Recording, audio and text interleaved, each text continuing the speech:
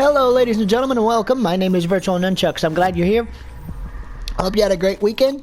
Hope you enjoy the content on the channel. If you do, leave me a like on the video, of course, and leave a comment if you disagree with my opinion, because today I have an opinion that everybody may not agree with. Today I'm going to do something I never thought I would do on this channel. Okay? I'm going to defend Infinity Ward. Alright? I never thought I'd do that on this channel. If you've watched anything to do with my Call of Duty content at all on this channel, I have not defended this game in particular, Black Ops, whatever this stupid thing is, Black Ops 4. There we go. I have not defended it, and I have not been its cheerleader for the last 6 months. Now, I do enjoy this game, to be fair. Okay? I do enjoy this game. I enjoy the gameplay. I enjoy the fast-paced, over-the-top gameplay. I enjoy the specialist because it helps me as a disabled gamer. I enjoy all of that. The gameplay is awesome. But what I have not defended, and I will never defend, is the microtransactions in this game. And I will never defend that, because microtransactions, whether it's here at EA or anything else, is crazy. So before we get started with my defense of an Infinity Ward and the Modern Warfare game that they presented, I have a case here, so just hear me out. But I want to make a few announcements first. First, I want to say thank you to everybody who subscribed to this channel so far. I have 16 subscribers. Yes, that's not a lot, but I have been doing this for a year almost. August will be a year. And I started it as a hobby, and I just put out content that I like to put out, and I met some really neat people, and they've supported the channel, and I want to say thank you very much. We're growing slowly, but I'm going to start making some changes to maybe help with that. But I want to say thank you to all of you who subscribe, who support this channel, and who come out and hang out with us when we do live streams and things like that on our other Twitch channel and here on YouTube as well. Thank you very much.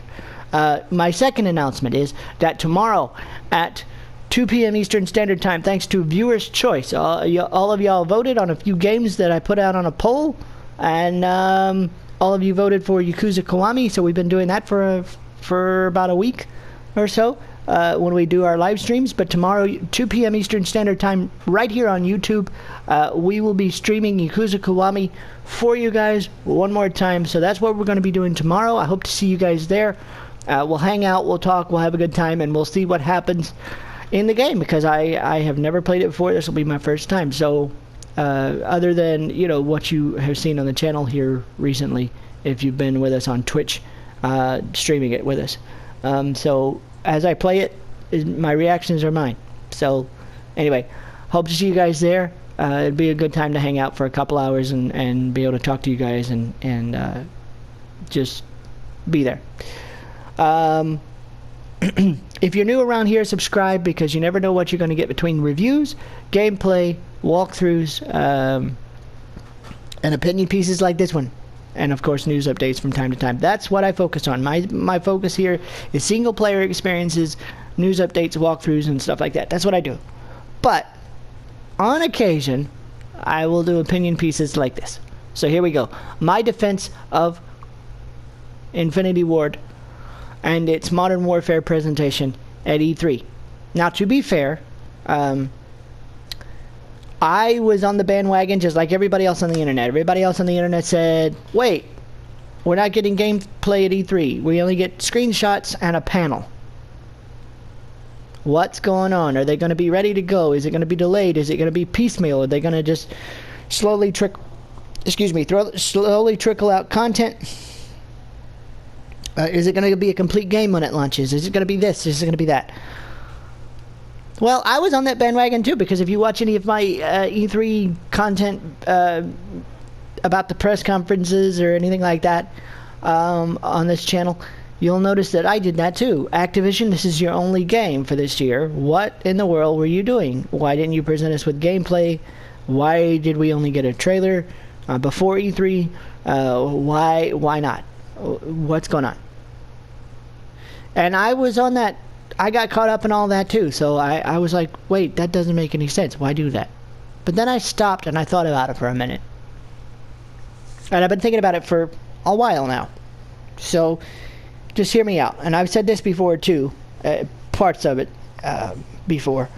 So just hang with me for a second. I thought about this. All right. Everybody remembers E3. I don't even remember when Watch Dogs 1 was first announced. I think it was E3 20... Let's see. This is 2019. They're doing Watch Dogs 3. So probably 2012? 2013? I don't know. I can't remember. 2013. Something like that. Maybe in 15. I don't even remember. All right. But I do remember the show. Because I remember sitting there watching it on my television and watching this amazingly gorgeous game. This will be on PS3 and PS4, and this is what the game looks like. Now, I knew PS3 wasn't going to look like that, but when they announced it for PS4 several years ago, I was like, oh, cool. You know, because it was gorgeous. It looked like the thing that they presented. I was just like, oh, I have to play this game. It looks absolutely gorgeous. It'll be awesome to look at. The entire environment will probably be amazing to look at. It'll really immerse you in the gameplay. And I'm not the only one that felt that way, because when they finally did release the game and we found out that they actually downgraded the graphics and they downgraded everything, and everybody was upset. I was upset. What? I still played the game. I still, to this day, actually enjoy parts of that game. But the story was lackluster, the character was boring, and so the mechanics, even though the mechanics were there, you could hack everything in existence and make some things happen, which was totally cool. It was just a lackluster game for me, and I was upset because it wasn't as gorgeous as they presented it to everyone at that E3 show. And then just last year, or the year before, we got to hear about Spider-Man PS4, or in the real title, Marvel's Spider-Man. Okay. And how they did a graphical downgrade on that game because of Puddlegate. Everybody remember that? I do. I wasn't affected by that because, to be fair, I got it on launch day. I did watch the gameplay presentation that they put out. I was sold on the gameplay. I was sold on the character because they got the character right, at least from what I could tell in the trailer. And I was intrigued by everything that I saw and heard. So I was sold. So we pre-ordered it and we reviewed it on this channel. If you have not seen our review of Spider-Man PS4, it's either on this channel or it's on our sister channel, Virtual Katana. I'm not real sure, but I know we reviewed it. My son and I reviewed it, and we reviewed all the DLC to come out with it since. So if you haven't seen that, you need to check that out. But everybody dissects and everybody does it. Everybody does it. Everybody dissects everything at E3. I do it as a YouTuber. Everybody does it. As gamers, we look at everything and we try to pick apart everything that we see, because that's our way of getting information about a game that's coming out soon, or in a couple years. And so we try to get everything we can get from the trailers that we see, from the information that's put out there at E3. And everybody was upset about Puddlegate because a puddle had been moved from one press conference. Footage had been showed of a puddle, and then more footage was shown later of maybe the same scene, but the puddle was missing. And so everybody was like, well, they graphically downgraded this game and blah blah blah. And Insomniac Games had to come out and say, no, we didn't. We have not downgraded this game. We actually made an artistic choice because of lighting or because of whatever, so we just got rid of the puddle. And they had to go out and they had to defend their game way before launch. Okay, and then when everybody got, and this is why it's a big deal, because when everybody got the game, they finally were like, wow, this is the coolest game ever. This is the best Spider-Man game ever. And they played it, and it got really good scores review wise, and it got really awesome sales, but the developers had to come out and they had to defend their game. And instead of focusing on pushing it out the door and getting it ready for you guys, they had to come out and say, wait, we didn't downgrade anything, okay? We didn't do anything to this game, but we just made a few artistic choices that we felt were necessary, and we moved a few things and took a few things away, okay? So y'all remember that, right? What if, okay, hear me out, what if Infinity Ward, who has been working on this game supposedly for the last 4 years or so, what if Infinity Ward said, because they've been watching E3 too, what if they said, alright, we're going to do this super low key, okay? We're gonna release a trailer before E3, get everybody hyped up, but we're not going to show them gameplay. Because, number one, we want to make an impact. We want people, when they put the game in their system, to be completely blown away, to completely be surprised and overwhelmed by what they see. We don't want to leak it out there because we don't want to spoil it. We don't want to leak it out there because everybody remembers Watch Dogs, right? Everybody remembers Puddlegate, right? So we don't want to do that. We're just going to do it super low key. We're going to come out. We're going to talk about it. We're going to show off a few screenshots, in-game screenshots. Okay, we're going to make sure that it's in-game. Okay, and we're going to show in-game screenshots. We're going to have some questions about the game. We're going to answer as many questions as we can, and then we're going to get on, and then we're going to just drip feed everybody pieces of information over Twitter. Like, for example, if you've been paying attention to their Twitter feed, they leaked the image and the menu for the campaign a week or so back. And to be fair, I watched it, I looked at it, and I think I even responded. Cool. You know, it looks neat. Please don't mess this up. Thank you for not having a season pass. Thank you for not doing that. Okay. Things like that. They leaked it. And so they put that on Twitter. And if you've been following their Twitter account, you've seen pictures of the single player. You've seen pictures of the operators, because that's what they're calling them. They're not specialists. They're just basically what your character will look like. They showed the ghillie suit. They showed 2 or 3 characters with backgrounds and stuff.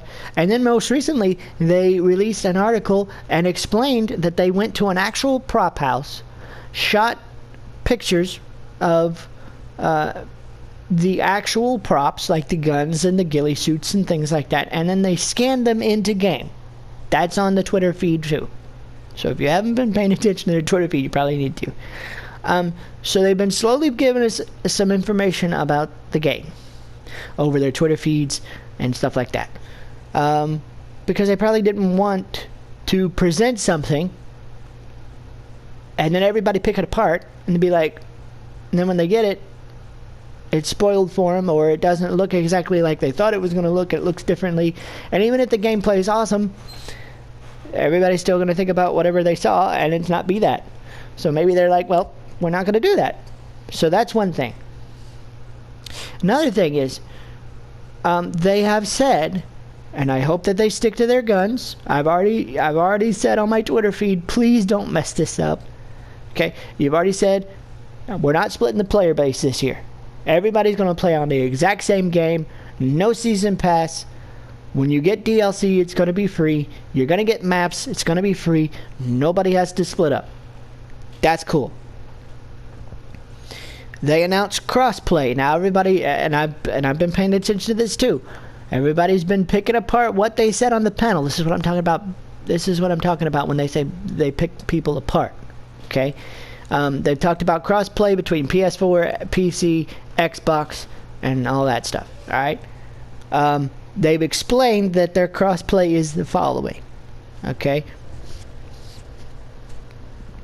They explained that the crossplay is the following. They've explained that if you have an input device, Say, for example, somehow you're playing on keyboard. Or if a PC player, it's like Fortnite. If a PC player is playing with a joystick or not a joystick, they don't call them joysticks, a controller anymore, then a PC player can be matched up with a console player. If a PC player or a console player is playing on keyboard, they could be matched up with a keyboard player. It's like Fortnite. Okay, that's how they're going to do crossplay. They've already announced that. If you're expecting to be matched up with a controller versus keyboard player, that's probably not going to happen. So I'm not going to bash them for that. All right, that's how they've explained it. I expect that to happen that way. So there you go. Now, whether or not Xbox is going to play nice with PS4 and let us play with our friends on Xbox, I have no idea. I have no clue. I guess we'll find out. But they don't want to talk about it much because they're trying to probably iron out all the details, get their servers ready and stuff like that. And they don't want to promise the world, because if they promise the world, then they don't deliver, then everybody's going to hate them for it. So again, I will defend them for that. They announced, and here's something else I will defend them about. All right, everybody got excited about or bashed EA and Respawn over their, recently especially, over their lack of real gameplay for Jedi Fallen Order. Now, personally, I watched it. If you watch my E3 coverage, I watched it and I was ecstatic. I was like, if this is half of what you get to do, I'm good with that. And here's why. Because it's a single player experience, it's a story driven experience, and I'm all for that. That's what I build my channel around. So there you go. So there's that. But everybody was concerned because it said pre-alpha footage and whatever, and this is not representative of gameplay, and they said it's boring stuff. Well, during the panel for Modern Warfare, okay, 8 Thoughts did this. So if you're listening to 8 Thoughts, I don't know why you pay attention to little old me, but if you do, I'm going to disagree with you a little bit here. But again, please don't misunderstand me. If this game sucks, I'm right in the corner with you. Okay, I'll let you know if it sucks, because I'm a YouTuber. I'm going to review it. I'm going to do all that stuff. So if it sucks, I'm going to let you know. I'm not going to hold back. I didn't hold back on Black Ops 4. I'm not going to hold back on this. Here's my thing, okay? They showed gameplay that was pre-alpha, according to the guy on the panel. It was still in pre-alpha when they showed it to the YouTubers and the closed-door media and all that stuff. So they didn't want to discuss it. They didn't want to talk about it because it was still pre-alpha footage and they didn't want to go there. All right? What if they didn't want to go there because, again, Puddlegate and Watch Dogs and all the mess that happens? Okay, they've been working on this game for a long time. They needed something to show the media, but they didn't want to show us as players because maybe they wanted to blow us away. I'm willing to give them the benefit of the doubt that they wanted to blow us away, and they want to give us something and be like, wow. And they want it to emotionally resonate. They want to be as accurate as they can, and they want to make sure that we are impressed. Because they do have a track record, Infinity Ward does, of giving fairly decent content drops in their games.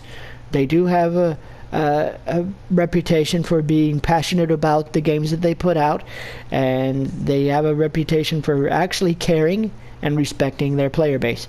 Treyarch not so much, because Treyarch is the cash cow. Black Ops 4 will sell the game, and they put microtransactions out the wazoo in their game. Whenever you hear a Black Ops title, that's what you expect. It's sad, but it is true. So I'm kind of hoping that they don't mess that up, and I'm kind of hoping that maybe that's what they're trying to do. They leak us screenshots. They say this is what it actually looks like in game of the ghillie suit and Juggernaut and things like that. So if they're willing to release the screenshots and say this is actual game, and they show us a screenshot of a guy in a ghillie suit and a guy in a Juggernaut suit, and they show the backgrounds I'm cool with that, because if it looks even semi-photorealistic at all, I mean, which it did, that was pretty impressive. Okay, then I can't wait to see what it looks like in game. As far as the making decisions, IGN put out this big thing where they were like, I don't know if I want to play this game, blah blah blah, because it's so real. And so war ain't nice. War ain't nice. It's never been nice. And anybody who thinks it is living in a fantasy world. It's not nice. I have family who serves in the military. I have family who served in the Air Force. I have family who served in the Army and the National Guard. And one person is actually still in Kuwait right now, away from his family for the next year or so. So I respect the military. I respect everything that they do and the decisions that they have to make on a day-to-day basis. When they're going into a building and saying, we have to clear this building because there are bad people in this building, and they go into a building and they have to make a split-second decision. Is this person going for a gun, or are they going for something else that could hurt somebody or do some harm? And they have to make that decision. I respect that. I openly will not apologize for that. I respect them because they fight for us, so that I don't have to do it, or so that you don't have to do it. So I respect them. And the choices they make are hard choices. So as long as they are respectful of that, as long as they are respectful of the choices that they have to make, and it emotionally resonates with the player base, and it emotionally resonates with the people who play the game, I'm okay with that. I'm okay with that. Because games should be a medium where you can tell a story you want to tell, and make an emotional connection, and not apologize for it. So I'm kind of hoping that happens. So Infinity Ward, please don't mess this up. Now, on the flip side of all of that, if you come back with microtransactions like this, okay? If you come back and have microtransactions like this, Infinity Ward, if Activision walks into your office and says to you, well, your game's not doing as hot as we want it to do, and we need it to do more money, and we need it to do this and that, and they come back with you and they say, we want microtransaction in this game, we don't care what you promised. You're the subsidiary of the company. You have to listen to your bosses if you want to keep your job. I get that. Okay? Activision's the big boss. You're just the guy who built the game. I get that. If you have to come back to microtransactions, and I stress the if, because I hope that you don't. I hope that you stick to your guns. I hope that you do what you say you're going to do, because if you don't, I'm walking away from Call of Duty, and I'm telling everybody that'll listen to my review to walk away from Call of Duty, because if I find microtransactions in here as egregious as this, I will say that. I have no problem with that. But if you have to put microtransactions in it, please, just make it different camos, accessories, like for example, I don't know, sunglasses, a hat, different color camo, something, okay? Make it cosmetic. Do not make it pay to win. Do not lock your weapons behind paywall. Do not do that. Because let me tell you something. I was fortunate. PlayStation gave me 1,100 COD points. I used 1,100 COD points. I got the Stingray for this game. I got the ballistic knife for this game. And I got the Locust, the sniper rifle for this game, that they locked behind the paywall in my crates. Okay, that I got with my gifted 1,100 COD points. I still haven't gotten the Peacekeeper, but that's okay. I don't need it. And the reason I don't need it is because I'm not paying for it. I'm not paying money to try to get a weapon. It's not happening. But I was fortunate enough to be gifted something from PlayStation. I used it, and I got other weapons. The Stingray is OP, and is definitely pay to win. You can nerf it all you want to, Activision, but it's pay to win. The Locust, not so much. And the ballistic knife, you have to have some skill. Okay, you have to have some skill to be able to do that. So that you know, that's not an OP pay to win weapon, but it is definitely locked behind a paywall, and it's ridiculous that people have to spend as much money as they do to try to get these guns. They're trying to fix that, but I think it's too little too late. If you do that, Infinity Ward, I will be all over you, just like I'm all over Treyarch about this game. But I hope that it's not. I hope that you stick to your guns, and I hope that you get to put the game out that you want to put out without interference from them. I really do. Because it is the most pre-ordered game in GameStop after E3 right now. It is pretty hyped up, and if you're paying attention to anything that comes out about it in the next couple of months, it's going to be that way. So that's my opinion. That is my defense, and I still can't believe I did it, of Infinity Ward at the moment. And if we review this game, I will give you, and I will wait until launch day too, because I'm a little hesitant, because originally Black Ops 4 didn't have all this stuff in it until after all the reviews dropped. So I'm gonna wait till launch day. I'm gonna pop it in my PlayStation. I'm gonna install it, and I'm gonna play it, and I'm gonna wait and see what they got in the way of content and microtransactions and all that stuff. And I'm going to be honest and upfront, because I always try to be, because that's just me. So please don't mess it up. But that's my defense of Infinity Ward. If you disagree with me, you are permitted to, of course, say so in the comments. Leave me a like if you enjoyed the video. And if you have anything to say, please just make sure that you are respectful to the people who leave comments in the comments. Make sure you're respectful to each other. Make sure you're respectful to me, because I try to be respectful to you guys. I try to respond to your comments in kind. So please be respectful if you do.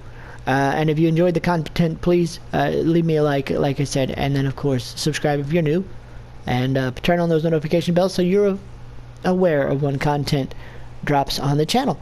Hope you guys have a great day. And wow, I can't believe I just defended Activision. Oh my goodness. Infinity Ward, Activision, it doesn't matter. I think the developers want to make a good game, but I think Activision and EA and these companies sometimes just go, but no, it's not good enough that you sold 100 million copies. But I still can't believe I did it. But if you liked it, leave me a like, leave me a comment, let me know what you thought. Alright, I'm always open to hear from you guys. Hope you guys have a great day. We'll see you guys tomorrow, 2 p.m. Eastern Standard Time, right here on YouTube. We'll play some Yakuza Kiwami and have a great time for a couple hours with you guys. So, thank you very, very much, and we'll see you tomorrow.